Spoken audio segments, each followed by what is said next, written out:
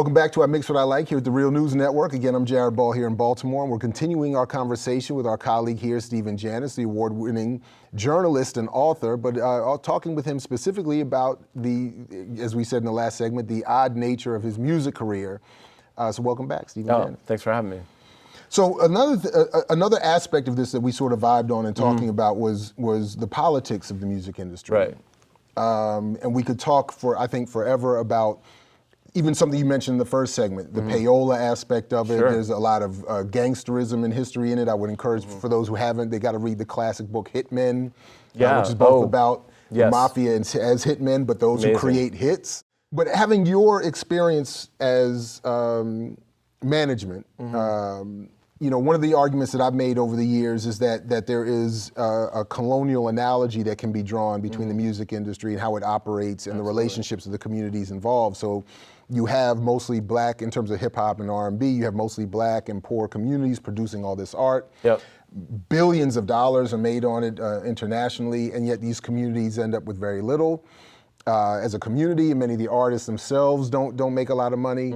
And beyond the financial part of it, as I've tried to argue, is the ability to control what forms of the art become popular. In other words, the industry can manage, as I've at least tried to argue, and can determine that a certain sort of politics will be sidelined or marginalized and another more promoted. We are organizing to stop racism, you dig it? That's what we're gonna stop. What's being done to us? You dig it? Can you dig the white power structure and this racist police force and how they've escalated the situation? Every area, major metropolis where black people live all across this country, they've doubled, tripled, and quadrupled their police force, equipped them with tanks, all kinds. We got to stop it, brother. Let's get together and unify.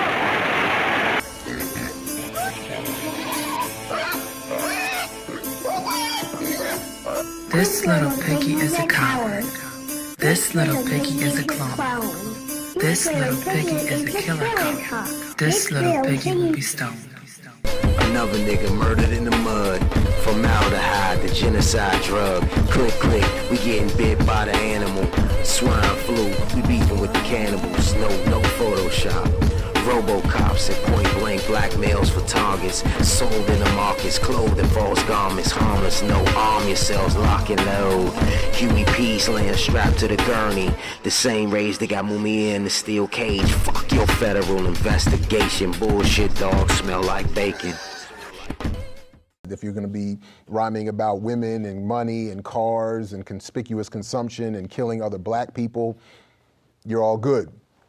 You start having another kind of politics, and the industry can shelve you either through contract or just not promoting you, or just or other. So I'm interested in your perspective on that argument, and if you've seen something similar from your experience. Right. Well, one of the yes, the industry even in the '90s was controlled substantially by money, payola. All the labels did it. And tens of thousands, hundreds of thousands, paid to play. You pay a radio station, you bribe, mostly done with cash. It was a big, and then there was retail space, which was strictly controlled, and really cordoned off. Who got any sort of retail, because at that point, before the internet, if you didn't have the space at the end of the end cap in a retail store, no one knew your record was out. With a big poster in the window. A big poster in the window. All those things were machinations of money that were extremely important. The revolutionary tool in that spectrum was the 12-inch record, which to me epitomizes hip-hop because, number one, it was a medium that could completely subvert the radio hierarchy. It was amazing because if you could put out a good 12-inch and you could get on the mix shows, because the mix shows were a big part of sort of transcending and fighting that power, because DJs would just play what the hell they want. Like, I mix what I like. Well, you should have been a DJ. I mean, if that's your title, because that was one way we could break through. Without mix shows, DJs, and clubs and 12 inches, I think there's a lot of hip hop artists or a lot of hip hop that never would have gotten out. And people also have to remember that radio, including black radio, didn't want to play a lot of hip hop. No. A lot of black radio in particular was saying we want to move away from things that are going to make us look bad. It was a tremendous struggle because you'd have a record that was big on the mix show and you'd be like, why don't you play it in the regular rotation? You're like, we don't want to. You're only going to be able to play that in the mix show. It's not really good for which would usually be, the sort of saccharine R&B. Yeah. I'm sorry to call it that, but it was, you know, like And I'm sorry to interrupt again, but No, people it's also okay. have to remember that even on MTV, I mean, for a long Sure. time, there were no black artists, Mm-hmm. and then finally Michael Jackson, maybe some Prince. Right. But even in those spaces, before Absolutely. Yo MTV Raps and all that, there was very little coverage of black art entirely, but specifically hip hop. So I mean, yeah. And I mean, hip hop itself was born out of, I think, partially the fact that, you know, instrumentation and a lot of the things were made unavailable in public right. schools. And then came the art of sampling, which right. to me was sort of the most revolutionary of all art forms, because it was sort of retaking the music that had been created by the African American community, and then pretty much corporate had taken it over, stolen it in a way, and said, you know, you can't use it. And then through vinyl, people were able to say, no, we can recontextualize this music and use it to create a whole new art form. It's incredibly revolutionary in the sense, but there was that constant tension where, you know, I think you're right, they want to control it. The major labels have their priority artists, you know, they want to see MC Hammer, right? He's perfect.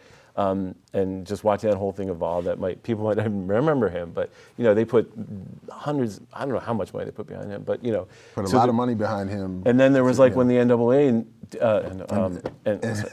NWA. Sorry, I'm like my journalist. Right. But I remember like the whole controversy. We'd have the records would come into the distributor where I was working my label, and like whether or not they were going to be able to put them in stores, because there was concern about, you know, what they said, you know, police issues and whatever, which seemed so interesting now in light of what's happened historically. Right. So yeah, I mean, the music business in general was constructed around this sort of power at the top that controlled every one of the mechanisms. I mean, even today, you know, and I would check to update this, but there are three major corporate, major labels. Universal, Universal, Warner Brothers. Sony, well, not Warner Brothers anymore. Universal, Sony, well, Warner Brothers, I'm sorry, is the third, but I'm thinking of the parent ownership. Yeah. It's owned by a private equity group. Oh, right. You know, Universal's run by Vivendi, Sony by true. Sony Corporate. And yeah, and you're talking about like small parts of larger. Much larger enterprises. I mean, Vivendi is only 14%. I mean, UMG is only 14% of Vivendi's operations. So I mean, it's.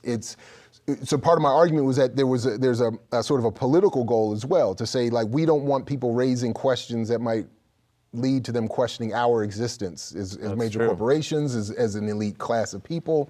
And the legal structure of record contracts that were signed in the 90s and going forward usually would embody, if you signed to a major label, which we did with the DJ Cool stuff, they take your entire career. You know, they go 6 or 7 or 5 albums out. Your entire career, you can go nowhere else. That's right. Unless you come up with some way to break the contract. And we would hear about people all the time, even going back to Jimi Hendrix. I remember reading he had to hurry up and create an album. In fact, the Band of Gypsies live album, which is one of my favorites, was something he just did to get out of a Warner's contract, Absolutely. I believe. And then many artists, even to this day, with the 360 deal, they have their whole life is signed over. Through contract. And to speak to your point, it's really important about control. You know, I had kind of developed this way, and I was a producer. I was involved creatively in kind of shaping the live albums. That we created this sort of live music feel that had this interaction with the crowd. These sort of records that were kind of wild, because you'd hear the crowd. I got very good at recording crowd, and and then when we went to a major label, they just didn't want to deal with that. You know, they wanted something refined, something that Cool couldn't really do. And we ended up in a standstill where another album never came out because the major label and our guy didn't trust us to really create, even though we'd proven that we could do this and sell all the records you'd want to sell, right?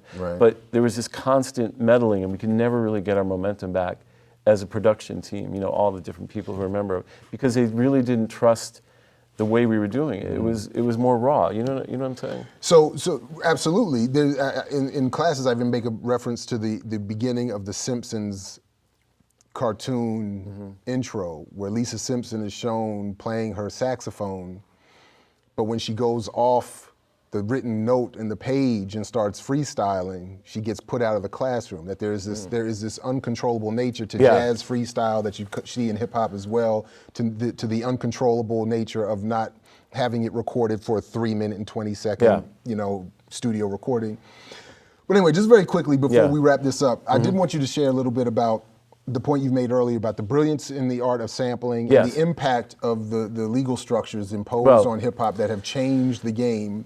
that as it now exists today. As we said, like we were talking about before, De La Soul's masterpiece album, 3 Feet High and Rising, would not be possible today, because once artists started using samples, the courts and the music business sort of collaborated to create the most ridiculously punitive sort of structure, where if you had a 2-second sample of something, 2 seconds, which should be covered under fair use, you would have to pay they could charge you whatever they want. It was completely freeform. So as sampling in those albums evolved, this sort of corporate structure and legal structure caught up to really tamp down on it. And so, by the time, Hard Like Life came out, for example, almost all the song is owned by the original creators. And that's not like the best example, because that's really sample-based. But many albums that were really a texture of samples and really a brilliant recontextualization just wouldn't be possible, because they have companies started to emerge that would just simply fish. Right, there's a difference between even what was done with the Annie song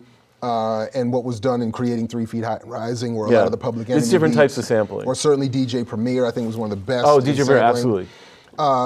Where you create sort of a texture of sounds from different snippets. That's right. Where it's not something definitive where you or I probably couldn't recognize. Because I am in agreement, not to contradict myself, with the ruling against Robin Thicke. Oh, you are? Okay. But that's different. That's a songwriting. That's not sampling. Well, but my point. But I know what you're saying. Yeah. Stealing the whole aesthetic of the Marvin Gaye song and creating and claiming a new song is different than taking elements of different songs and creating something entirely brand new. Yo, so on the ones and twos right about now, the legendary, the magnificent DJ RBI. You know what I mean?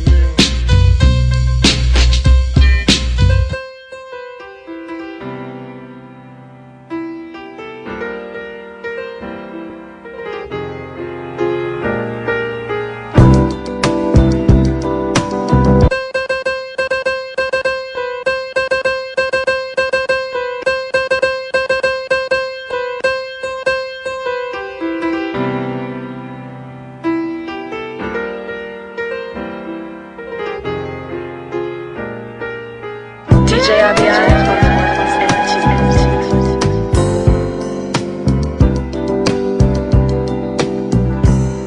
I see us in the park. Yeah.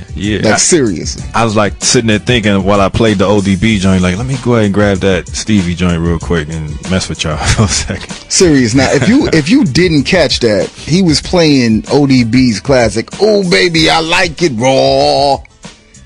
And in the beginning of that, there's a piano sample that you actually replayed. Yeah. I put like a couple of chops of it into this little program right here on the spot and just play with it. Try to approximate, what RZA did with it. Yeah. You get the general idea, though. Yeah. Shout out to the Wu-Tang Clan. And there is, listen, it's complicated. There's so many different issues. Right. But I think, in this case, it was really not like protecting copyright. It was more like trying to destroy an art form. There you go. In my opinion, that's what they did. I mean, they literally made it. Now, of course, hip hop reinvented itself in great ways, but I think that art of sampling should be taken seriously and is really, when you think about it, political, right? Yeah. Because that music had been stolen from the community that created it. That's right. And so the community came back and said, well, here, we've got something else. And then again, so you can see like the tensions and why the music is so fundamentally important to the community, because it really is a way of reclaiming, the aesthetic ownership of your work. So I'm a huge fan of samplers, and I think it's a beautiful art form. Look, man, we're going to have to do this again. Oh, yeah, definitely. Appreciate you taking I the appreciate time. it. Yeah. And thank you for joining us here at the Real News Network for this edition of I Mix What I Like. And as always, as Fred Hampton used to say, to you we say peace if you're willing to fight for it. So peace, everybody, and we'll catch you in the whirlwind. I mix what I like.